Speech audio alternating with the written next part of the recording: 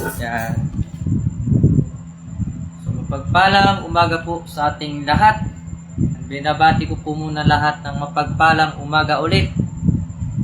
At binabati ko rin po ang ating Diyos na makapangyarihan sa lahat na El Jehovah Elohim. At binabati ko rin po ang aking mahal na asawa na si Maestra Ira Pitala. Yan. So binabati ko rin po ang mga members ko po dito sa Alpha Royal Golden Military Legion Against Crime, Illegal Drugs, Corruption, and Terrorism. At binabati ko rin po ang mga member ko po dito sa Divine God Benevolent Missionary International. Okay? Ganyan. Mag-live tayo today. Ano po ba ang paraiso? Yan. Paraiso. Yan ang topic natin ngayon.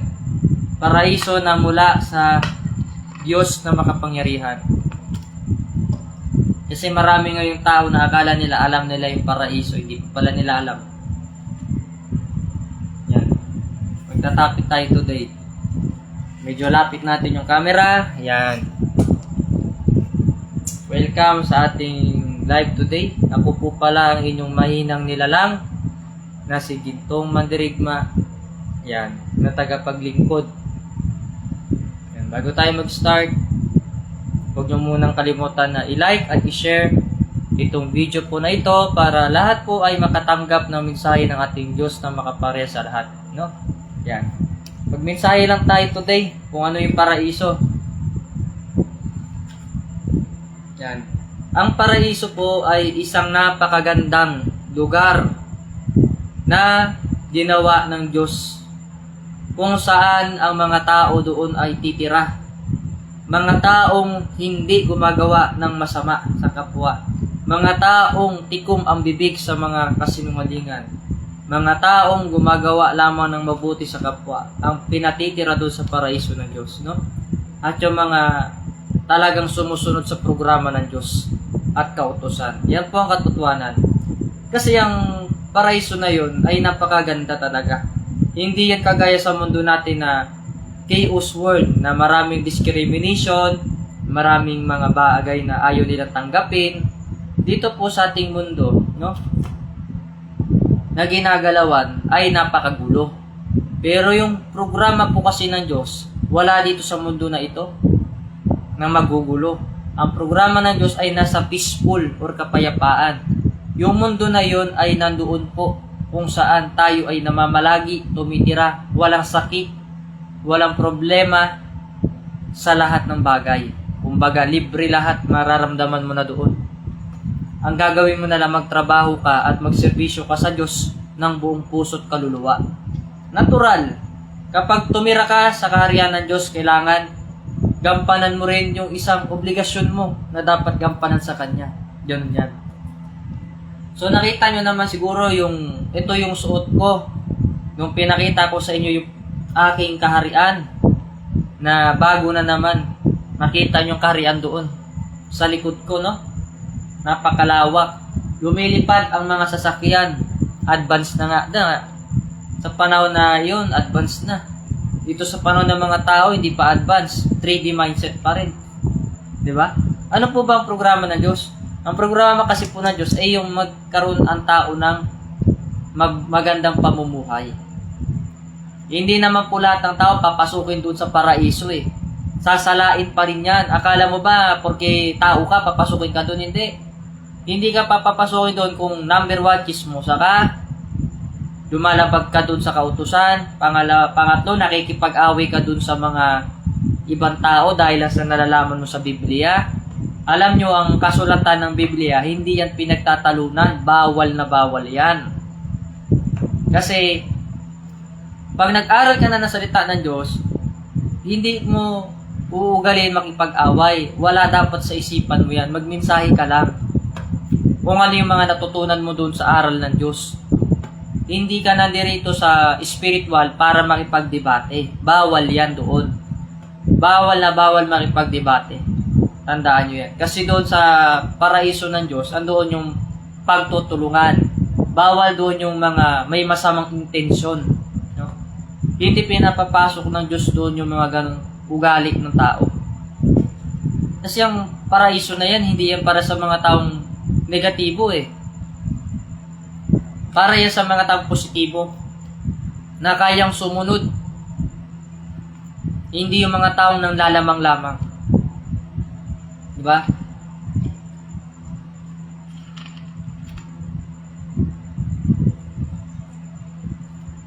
Sa mundo ng tao dito, magulo.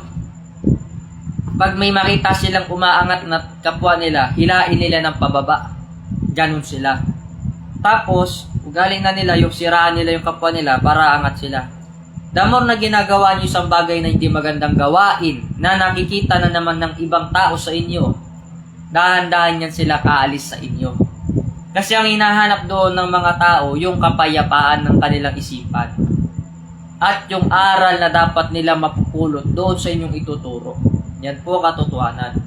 Kasi once na hindi po ninyo ginagawa yung isang mabuting gawain, hindi kayo nagmumula sa Diyos. Tandaan niyo yan. Marami kasing tao ngayon na nagsasabi na, kilala po namin yung Diyos, kilala namin si Jesucristo. Paano mo nakilala na hindi ka nga nakakakilala? Diba? Na basta po nararamdaman ko po siya sa aking puso't isipan, ay paano pag nagbalik na hindi mo pa rin makilala, di ba? Kasi nga nakakabase ka lamang doon sa imagination. Ha? Pagpapantasya. Dapat makilala mo ang Diyos yung tunay niyang pagkatao sa spiritual at material. Balanse. Ang Panginoon Jesucristo, mayroon po yan material na katawan. Paano makilala ang Panginoon Jesucristo? Paano mo makilala ang Diyos? Diba? Kung hindi pinakilala ng Panginoong Jesucristo na siya yung Diyos na iyon na nagkatawang tao, diba? Na siya rin ang Espiritu Santo, no? Kaya po talagang mahirap ipaliwanag sa mga tao ang isang talinghaga ng Diyos, lalo na kung saradong isipan nila. Kasi minsan ng tao, hanggang doon na lamang nalalaman nila. Ito pong mensahe ko na ito, hindi po ito kagaya sa ibang tao na ginagawa ng ibang tao dyan na nanghihikayat, no? Na umanib sa kanila. Itong mensahe na ito is pagbibigay lamang ng tunay na kaalaman, no? Na walang labis, walang kulang, no? Hindi ito kagaya ng iba nanghihikayat. Ito ay nagbibigay ng kaliwanagan sa utak at puso ng tao upang makilala nila ang tunay na Diyos, kung sino ba iyon nagbibigay ng lakas sa kanila at kapangyarihan. Ang Diyos ay hindi kumakampi sa masamang gawain. Kapag ikaw ay may ginawa kang masama sa kapwa mo, inaapi mo yung isang kapwa mo, hindi ka pagpapalain ng Diyos.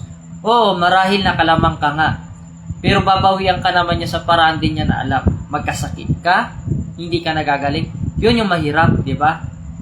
Pero ano po bang mas masarap? Yung mang-api ka ng kapwa mo o yung gumawa ka ng mabuti? Di ba mas masarap ang gumawa ka ng kabutihan? Pag gumawa ka kasi ng kabutihan, pagpapalain ka. Pero pag gumagawa ka ng kasamaan, hindi ka pagpapalain. Parurusahan ka pa ng dakilang Diyos. Ganun yan.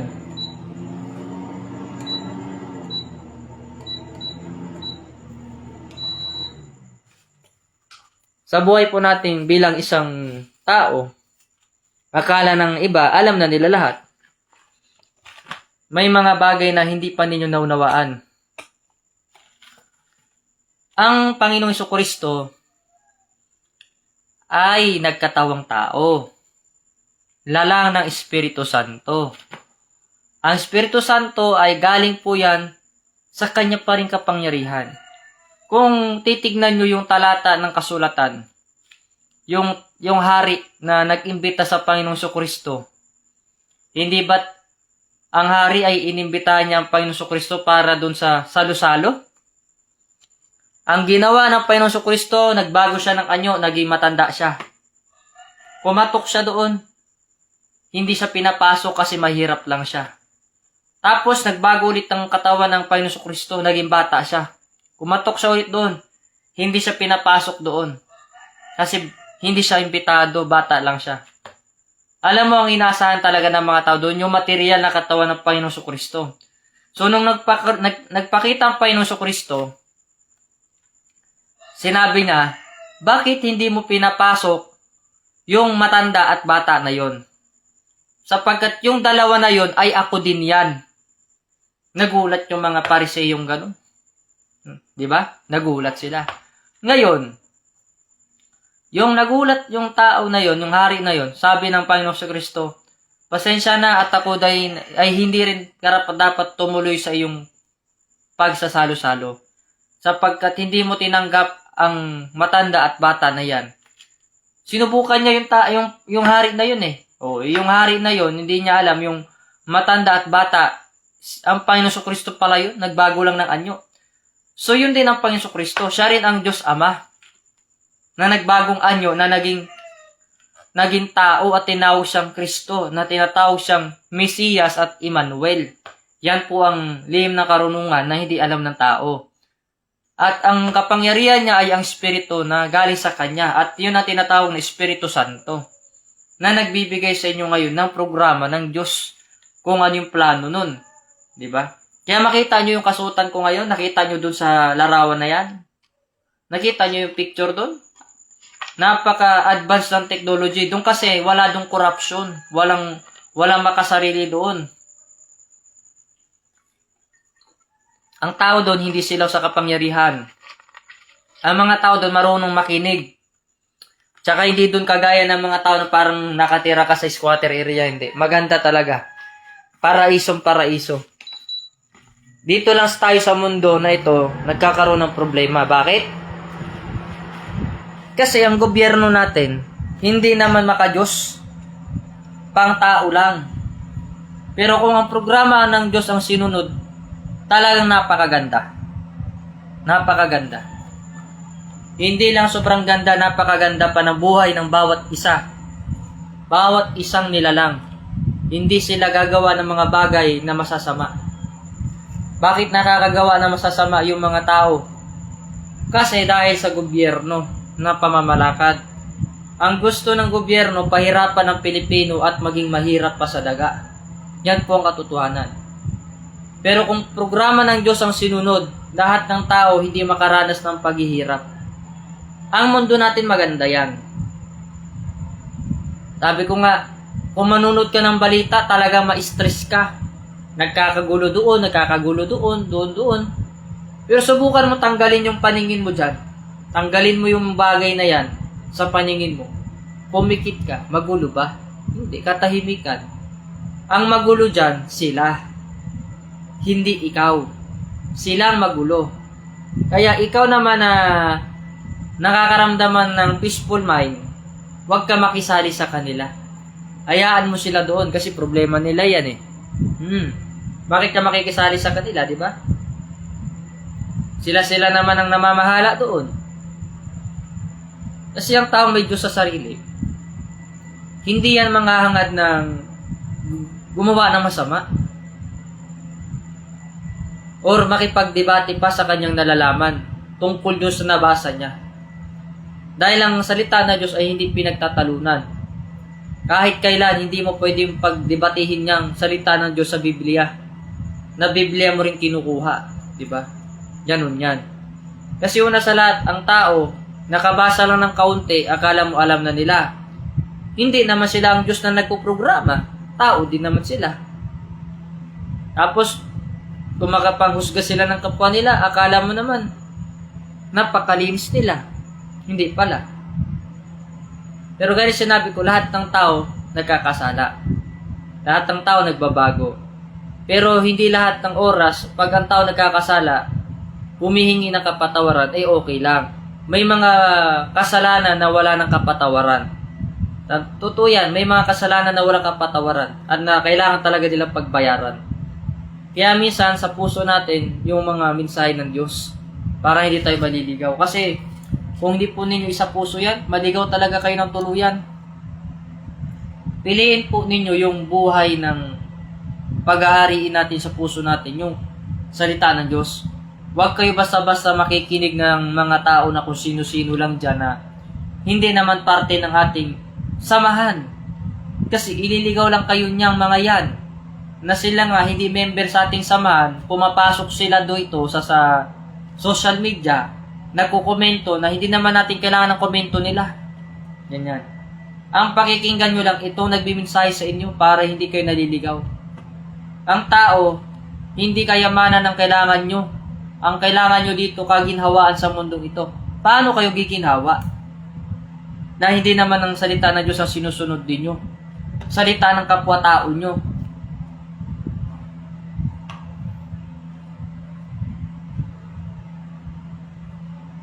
Dito sa ating mundo mga anak, maraming mga bagay-bagay na mahirap unawain. Lalo na kung wala kang pag-unawa. Totoo yan. Kita mo dito sa dami natin dito sa organization, mahigit 12,000 plus sa ibang bansa, 3.5 million. Ang dami natin, di ba? Lahat kayo, tinuruan ko ba kayong makipag-away? Hindi. Kasi ang katuruan ng Diyos, hindi tayo makipag-away sa mga taong walang alam. Kahit may alam man sila, wag pa rin. Kasi hindi naman kailangan makipagdebate.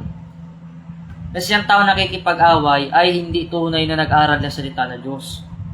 Kasi once na nag-aral ka ng salita ng Diyos, hindi mo kailangan pakialaman yung ibang tao. Dahil bawat tao is binibigyan ng katungkulan. Halimbawa, yung ibang relihiyon, hindi kumakain ng baboy. Tapos ikaw kumakain ka ng baboy kasi masama ugali mo. Ibig sabihin yung hindi kumakain ng baboy, anti-Kristo sila. Tapos latagan mo ng Bible verse. Alam mo, ang bawat tao, may mga libro yan na nakatago na mula din sa Diyos. May kautusan talaga yan. Totally sa Bible, pinagbawal ang pagkain ng baboy. At kahit kailan, hindi pwedeng kainin dahil napakadumi. May mga pagkain na pinahintulot lamang ng Diyos na dapat kainin. At may mga pagkain na pinagbabawal na hindi mo dapat kainin, no? Ganyan yan. So, Diyos pa rin ang nakakaalam ng lahat ng bagay na yan. Hindi ang tao lamang, no? Pagkasabihin na naman ng iba, may mga tao na naman maghuhusga. Kasi minsan tao, mapanghusga minsan eh. Hindi naman nila inalam yung tunay na aral ng Diyos eh. Diba? Pero kung mahal mo kasi ang Diyos, anak, makikilala mo itong nagbimensahe sa'yo. Hindi na kailangan magpakilala pa. Diba? Hindi na kailangan pang magpakilala dahil matagal mo nang nakikilala. Eh, sa bagay, paano mo nga makikilala?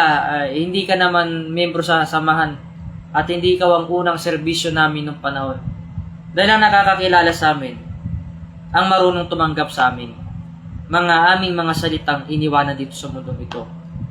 Ang bawat organisasyon na itinatag na yan, may mga kanya-kanya yan silang alinsunod na batas.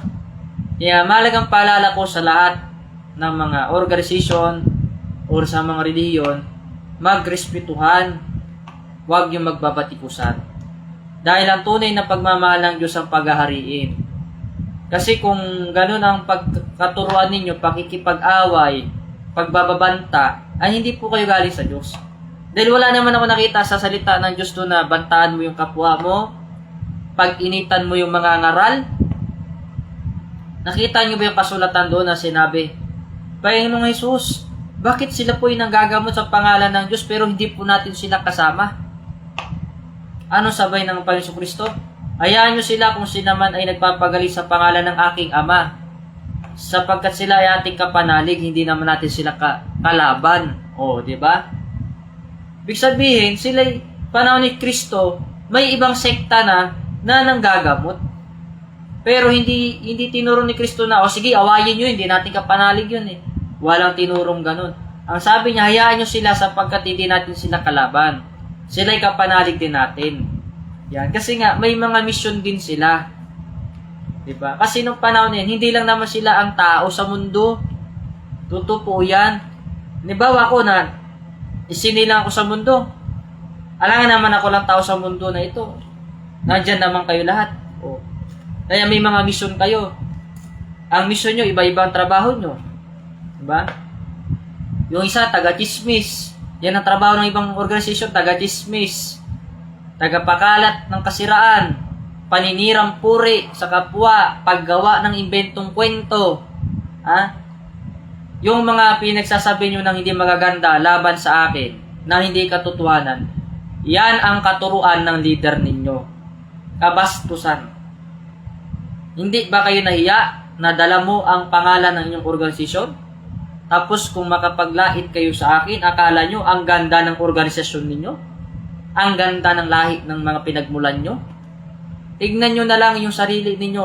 Pag nagsalita kayo ng hindi maganda, sumasalamin yan doon sa pagkatao ng leader nyo. Isipin mo, pag nagsalita ka ng hindi maganda, para ka ng, di ba? Walang pinag-aralan. Isipin mo na lang, may founder ka. Kung ang founder mo nagtuturo na mabuti sa'yo, dapat mabuti rin ang ibubunga ng bunganga mo. Dahil pangit ang bunganga mo, kasi pangit din yung leader mo. Ganun yan. Kaya ako, lahat ng mga nagbabash out sa akin, block ko yan, tapos pa-report ko pa yung account nila. Ganun yan, kasi para hindi na po sila makapag-Facebook account. O, ganun lang naman yun, bakit pabibigyan ng pagkakataon yung mga yan na mag-Facebook account kung sa mali namang gawain nila ginagawa yung mga bagay. Ginagamit yung account nila pang gagawa ng mga kwentong hindi maganda. Ha? Inuutusan pa nila yung ibang tao na gumawa ng masama. Ha? Gusto nilang sang-ayunan pa yung masama nilang ginagawa. Sa mata ng Diyos at sa batas ng Diyos, mali yung ginagawa nyo. Maling-mali talaga. Masama ang gawain nyo. Magpapanggap pa kayo sa mabuting gawa. Ni yung mga gawa nga ninyo, hindi tugma sa sinasabi nyo. Na puro kayo masasama sa gawang ginagawa nyo, hindi tugma doon sa sinasabi nyo pabango ng bunganga nyo. Kailangan, kung kayo ay nangangaral sa salita ng Diyos, ha? Kinikilala nyo ang Divine Master na pagkatao ko, marunong kayong rumispeto at gumalang. Dahil hindi naman nakialam ang organisasyon na ibang organisasyon sa organisasyon ninyo. Ngayon, pag nakialam ka ng organisasyon ng ibang organisasyon, dyan magsisimula ng kusoy ng gulo.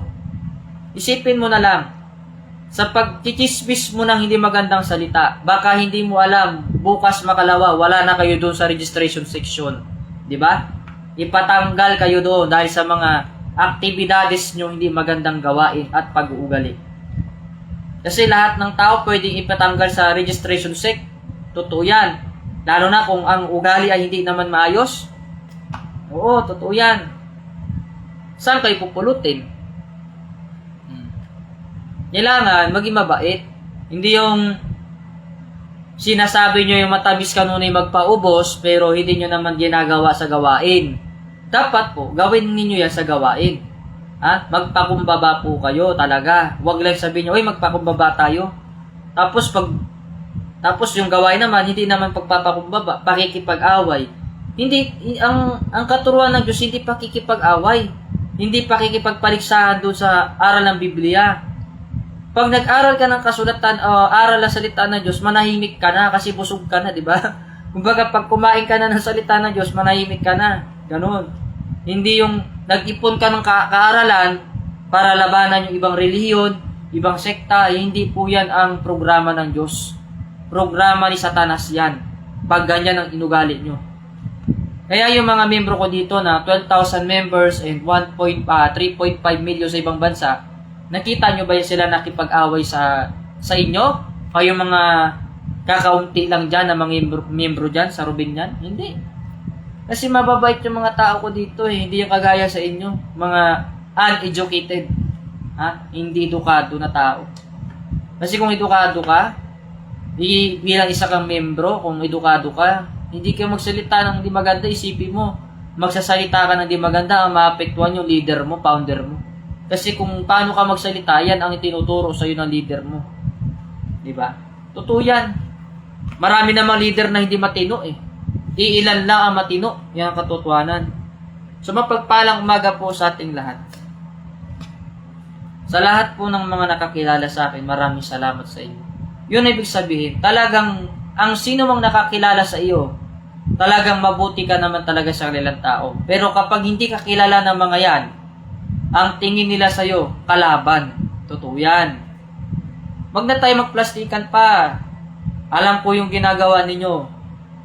Kabilaan ng paninira nyo sa pangalan ko, kabilaan ng pagre-recruit nyo, panunulsol nyo sa mga membro dito, sulsulan nyo yung ibang tao na gagawa ng hindi maganda laban sa akin. Hindi maganda yan. Alam nyo ba dito sa Alpha Royal Golden Military Legion against crime, illegal drugs, corruption, and terrorism, once na may ginawa ka at outsider ka, pwede kitang hulihin. Kahit sino ka pa.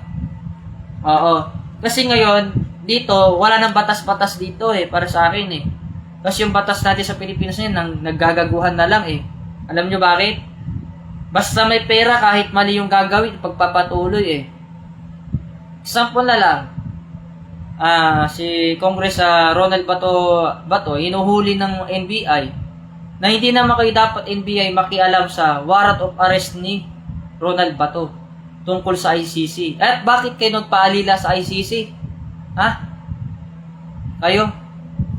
Kayo pa naman ang sikat na pangalan, kayo pa ang palpakang ginagawa. Ano ba yan? NBI. Dapat ayusin nyo yung trabaho nyo. Hindi naman kayo na Polcom. Pag sinabi mong NBI ka, investigation ka. Manghuhuli ka dito sa Pilipinas ng mga kriminal, hindi naman ikaw dapat mag-serve ng warrant of arrest ng ICC. Dahil hindi ka na Polcom, wala kang authority. Hindi ka pwedeng humigit doon sa Senado. Totally, ang pagpasok nyo sa Senado ay napakapaw na gawain yan. Totally nga ako, wala naman dapat akong pakialam dyan Bakit ko pinapaliwanag yan? Kasi mali na talaga yung ginagawa ninyo. Dahil lang sa pera na reward ng ICC, lahat gagawin ng tao. Nang dahil sa pera, nag-iiba yung ugali nila. Totoo yan. Ako, sa akin, may pera man ako wala, pangit talaga ugali ko. Ay, ganun. Oo, totoo naman. May pera man ako wala, pangit ugali ko. Ganun ugali ko talaga. Yan ang kasi pangit ugali ko sa mga tao hindi nakakilala sa akin. Real to ko yan. Ako hindi ko kailangan magpabango ng pangalan ko para sumikat. Tagal na ako sikat, di nyo lang ako kilala. Marami sabi, kilala namin si si Divine. Sus! Kilala namin si Noder? Weh! Paano mo nakilala? Ano ibig sabihin ng letter A? D. Anong meaning ng A? D. R. I. N. O. Anong ibig sabihin ng mga hindi mo na masabi ang spiritual na pangalan na yan? Kasi ang alam lang nilang kabala, yung mga numero lang at saka yung mga A to Z. Hindi nila alam yung kabala ng spiritual ng kabuuan. Espiritu ng Diyos ang nagkakabala, hindi na tao. Yan ibig sabihin. Ang pangalan ko nga, pag binibigkas mo yan. Kaya nga, ito ang ipaalala ko sa mga members and non-members, yung ibang nakakalaman o hindi. Huwag niyo pong banggitin yung pangalan ko dahil may kapangyarihan po yan na mahiwaga. Huwag niyo rin po sasabihin na kilala ko si ganito, pero ang lalabas sa bunganga nyo ay paninira. Diba? May ganyan Pag sinabi mo kilala mo ako ng lubusan, alam mo yung first letter ng pangalan ko, ano yung meaning ng R, O, D. Diba? Kasi yung mga yan, yung mga letra ng pangalan ko, ginagamit niya sa panggagamot, kaya pinagbabawal yan, bigkas-bigkasin basta-basta. Iniingatan at inaalagaan, kasi yan ay isang divine words. Napakahiwaga sa buong mundo, no? Kahit naman yung panahon ko nung panahon, bilang Ruben at Adriano, Captain Capodyo, Huge Subat, meron din niya mga meaning. Hindi nga lang pinapalam kung ano yun, di ba? O ngayon, pag nalaman nyo yung meaning na yan, at nalaman nyo yun kasi kayo ang trustee. Pag hindi naman kayo pinagkakatiwalaan, hindi pa karapat-dapat. Ganun lang yun. Pag kayo ay nag-aaral ng spiritual na kalaman, hindi natin minamadali ang pag-aaral. Dadaan kayo sa step by step. Ipakita nyo yung dapat ninyong gampanan sa isang organisasyon. Pakitaan nyo muna ako ng gilas. Dahil sa pagdating sa pag-aaral, hindi naman kagad orasyon ang ibibigay sa iyo. Hindi ganyan ang programa ng Diyos. Ang ituturo sa iyo, unang-una, kung ano yung dapat mong gampanan. Ano yung bawal mong kainin at dapat mong kainin. Ano yung mga dapat mong hindi dapat gawin ng isang tunay na misyonaryo, no? Or dapat gawin ng isang misyonaryo, no? Yung mga gawaing magaganda, mabubuti lamang. Hindi ka pwede maging negatibo, hindi ka dapat maging traidor, hindi ka dapat mamangka sa dalawa. Kailangan isa lang. Kasi pag namangka ka sa dalawa, mahirap. Lulubog ka. Diba?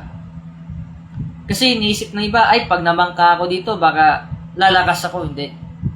Basta nasa loob ka ng organisasyon at nakilala mo ang tunay na Diyos, mahalin mo yan. Dahil yan ang tumutulong sa'yo para mag-grow ka. Ngayon, pag nag-trader ka, dahil gusto mo na mag-isa, magkanya-kanya ka na, dahil sa tingin mo, okay na yung nalalaman mo, ito ang sabihin ko sa'yo. Pag gumawa ka ng isang bagay na ganyan, manghihina ka na. Pangalawa, hindi ka na makakuha ng source of knowledge. Pangatlo, hanggang doon ka na lang. Samantalang yung mga nakita mo na sa paligid ko, aangat sila ng aangat. Diba? Nag-grow sila ng nag-grow. Kagaya ng isang puno. No? Nandyan sila nakatanim. Patuloy silang yumayabong. Lumalaki. Kahit madumi pa ang tubig, lumalaki sila. Ganon. Pero oras na putulin mo ang koneksyon mo sa ugat ng Diyos, wala ka ng buhay nun. Putol na ang kuryente mo. So binabati ko po muna lahat. Isa-isahin ko muna kayo lahat ng mga bumabati sa akin dito. Diba? So good morning po sa ating lahat. Kay Flor de Lisa, Angel, Melvin, Hubert, Saberon, Maria Teresa, at Miza. Binabati ko rin po si Jenry, no? Gianry, no? At Friends TJ, no? Binabati ko rin po kayo. So binabati ko rin po si Sister Marlene Velasco Fernandez, no? Pagpalang umaga po sa inyong lahat. At binabati ko rin po yung mga hindi pa po nababati, si kagaya si Facturan, Alga, Karen. So mapagpalang umaga po sa ating lahat. Teka lang, mabilis yung scroll ha. Good morning din po, Daniel Escalada Martinez and Trudel Vivas, Ami Silva. So mapagpalang umaga po sa inyong lahat. And Mercedita Orbilio Rosal. So mapagpalang umaga po sa mga masugid na nanonood, no? So binabati ko rin po si Ami Kalawod. Yan. So tuloy natin ang topic. Kapag pinutol mo yung connection mo sa Panginoong Diyos, hindi ka na tuloy-tuloy. Hindi ka na mag-grow. Alam mo ba, mayroon ako dating estudyante na akala niya pag nakakuha siya ng konting kalaman, okay na. Nag-tridor. Pinalit ng founder sa akin naninigarilyo, lango sa alak, tsaka sigarilyo.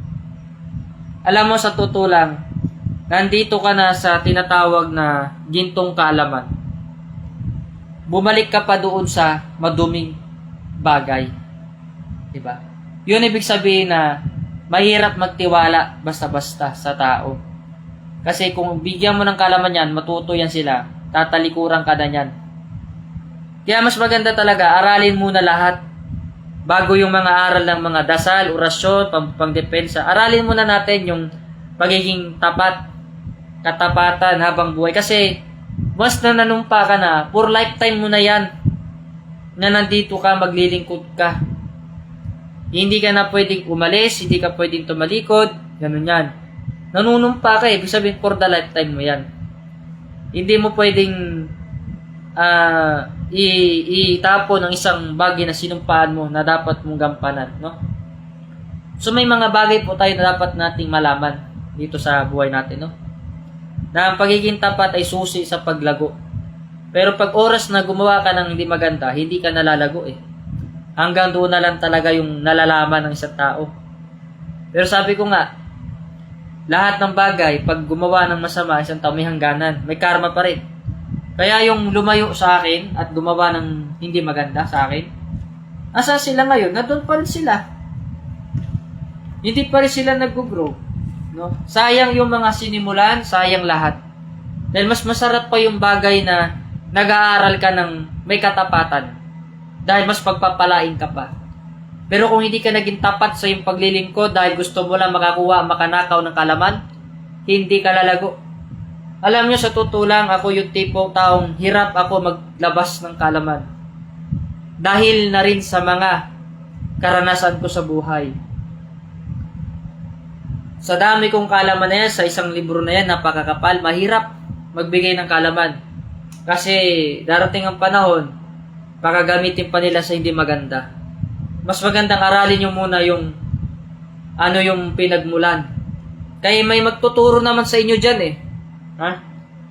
Nandyan naman si General Daniel na magtuturo sa inyo at si Lito Katandihan kung ano yung pinagmulan, no? Muna. Kasi kung sa divine words agad kayo ilalagay, mahirapan kayo niyan. Doon muna kayo sa pagiging matapat. Kasi dapat maturuan kayo ng mabuting asal. Kasi hindi ka pwede magtangan ng isang bagay na banal na kung hindi ka dumaan sa tamang proseso at hindi ka nalinis. Kailangan mong linisin at kailangan mo magkaroon ng doktrina na mula sa Diyos. No?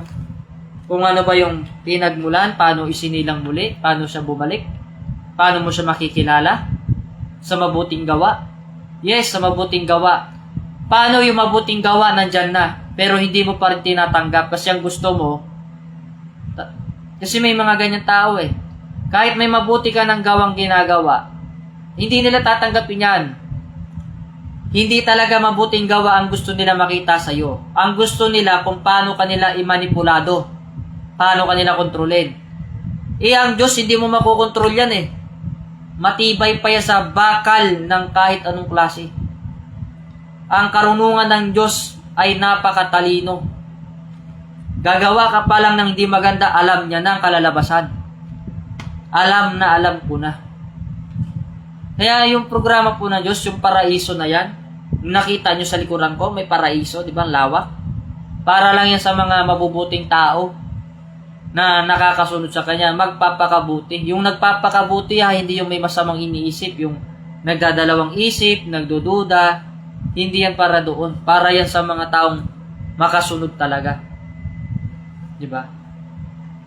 Kaya sa mga miyembro ko po na nandirito, mahalin nyo po ang programa ng Diyos, mahalin nyo po ang mensahe ko na ito, sapagkat lahat ng mensahe ko sa inyo ay mula po sa Kanya yan. Sapagkat ang katawang ito lamang ang ginawang instrumento para magbigay sa inyo ng kalaman. Hindi ito yung bagay na inasahan ninyo na akala nyo ay pagbalik yun pa rin ang material na katawan. Dahil ang inaasahan ninyo, yun talaga yun, di ba? Pero ang programa kasi ng Diyos ang masusunod, hindi yung programa nyo. Pag ang Diyos ang nagbigay at nagbalik sa espiritu ng isang tao na pinakamamahal ninyo sa mundong ito, hindi na ganun ang katawan ang ibibigay niya bago lahat. So yun po ang muna ngayong araw na topic ko. Binabati ko po lahat ng iba't ibang samahan. Pagpalain po tayong lahat ng mga nagbibigay ng mensahe ng Diyos na mga tunay na hindi nakikipag-away sa bawat pananampalataya ng tao. Nandirito po tayo para magrespetuhan at pagmahalan. Yan po. Mapalat ang mga nagbibigay ng mensahe at hindi nakikipag-away sa kanilang kaalaman sapagkat pinagpapala sila ng Diyos at pinahaba ang kanilang buhay. Yun po ang katotohanan. Sapagkat ang taong hindi nakikipagdebate sa kanyang nalalaman sa Biblia ay pinapahaba ng Diyos ang buhay niya. Yan po ang katotohanan. Dahil ang pagmamahal lamang ang maghahari, hindi ang kasamaan. Diba? Doon sa karya ng Diyos, bawal na bawal kang maging pintasero. Bawal na bawal kang mag-utos na buhusan mo ng tubig na mainit yan. Patunayan natin kung Diyos ba talaga yan. Bawal na bawal yan doon. Dahil lahat ng mga nandyan galing sa Diyos. Kahit yung buhay mo galing sa Diyos. Pag nagsalita ka ng hindi maganda, ibig sabihin yan ang tinuturo sa iyo ng founder mo, magpakasama kang tao ka. Yun ang doktrina mo na natanggap sa founder mo. Pag nagsalita ka ng di maganda, yan ang aral ng mga magulang mo sa iyo at doktrina ng founder mo kung kanino ka mang sakop na samahan, no? So, alam po naman kung kanino ka sakop. Sana mapanood ito ng leader mo at nang mapagsabihan ka. Kasi kung nag-aral kayo ng series, hindi ko tinuro yan. Makipag-away ka sa ibang reliyon. Hindi ko yun. Dito sa amin, bawal na bawal yan makipagdebate ka. Kung hindi ka naman pinilit maniwala, lumayas ka. At hindi ko rin kailangan ng comment mo or opinion mo sapagkat ang programa ng Diyos para lamang sa mga tao niya na handang tumanggap sa Kanya. Hindi itong programa na ito para sa mga taong pasaway na sarado ang puso at isipan. Para lamang ito sa mga doon na kayang tanggapin ang Diyos na makapangyarihan sa lahat sa Kanyang pagbabalik kung sino siya. Tanggapin niyo siya kung ano siya. Dahil yun ang katotohanan. Ang Diyos ay nagkatawang tao. Lalang ng Kanyang kapangyarihan na espiritu. Sapagkat siya ang tatlong persona, iisa lamang siya. Kaya huwag niyo sasabihin iba yung Ama, ang Anak at Espiritu. Iisa lang ang Diyos at ang Anak. Iisa lang ang Espiritu. Iisa lang din ang katawan niyang ginagamit. Kaya niya magbago-bago ng anyo kung gugustuhin niya. Kayo nga, yung mga basher ko dyan, kaya nga nyo bago-baguhin yung account ninyo eh. Makapagsalita lang kayo na hindi maganda sa akin. So, gano'n din ang ating makapangyarihan. Kung alam nyong mas makapangyarihan sa inyo yon, hindi kayo gagawa ng kalukuhan siguro nung ganyan. Eh, hindi nyo alam eh. Kayo, gumawa pa rin kayo ng maraming account, ang Diyos Ama. Gumawa ng maraming katawan. Diba? Pero yung katawan niya kasi, hindi basta-basta yan.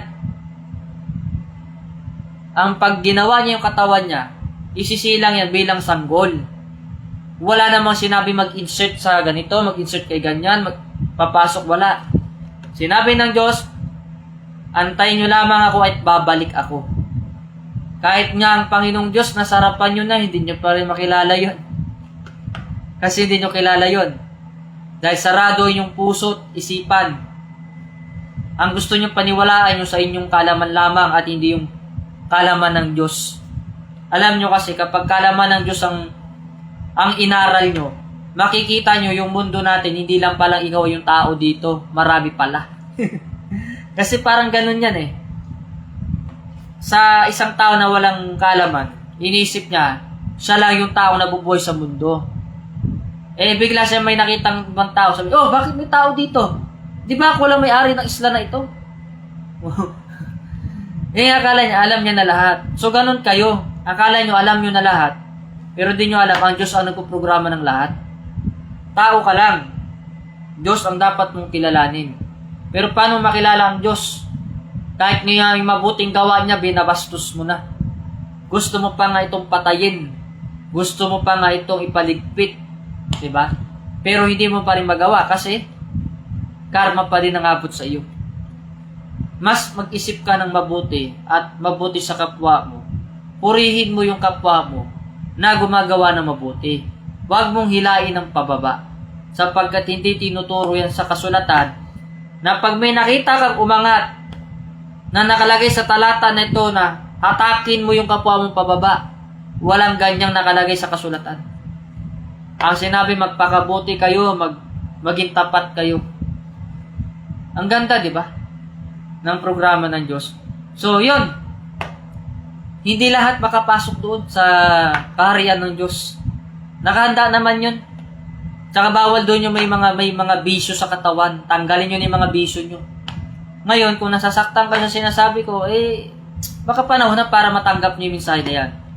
Kung naninigarilyo ka, umiinom ka ng alak, hindi ka tunay galing sa Diyos. Kasi ang tunay na galing sa Diyos, may takot sa Kanya. Hindi gagawa ng mga bagay na labag sa kautusan niya. Dapat kung ano ang puno, yun din ang bunga. Tama, di ba? So hanggang dyan na lamang po ang aking mensahe sa inyo ngayong araw na ito.